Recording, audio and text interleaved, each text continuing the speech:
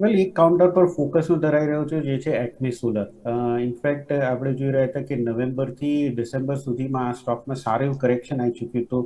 Distribution phase હતું 323 થી એ nearly 197 થયું હતું અને પછી આપણે જોયું હતું કે છેલ્લા એક મહિનામાં ફેબ્રુઆરી થી માર્ચમાં આમાં આપણે એક સારી એવું ઇન્સ્ટિટ્યુશનલ બાઇંગ અને એક્યુમ્યુલેશન જોયું હતું ને હવે આપણે જોઈ રહ્યા છે કે વિથ વોલ્યુમ આ સ્ટોકમાં બ્રેકઆઉટ જોવા મળ્યું હતું. ઇનફેક્ટ બ્રેકઆઉટ 246 નો હતો, અત્યારે 284 ની આસપાસ ચાલી રહ્યું છે અને ગઈકાલે મંડે પણ આપણે એક સારી એવી આ સ્ટોકમાં તેજી જોવા મળી છે.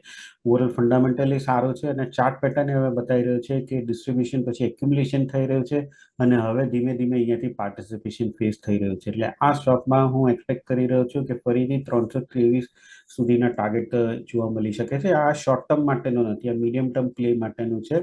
તો 284 કરન્ટલી ચાલે છે, 323 ના ટાર્ગેટ માટે બાય કરી શકાય છે, 260 ના સ્ટોપ લોસ માટે.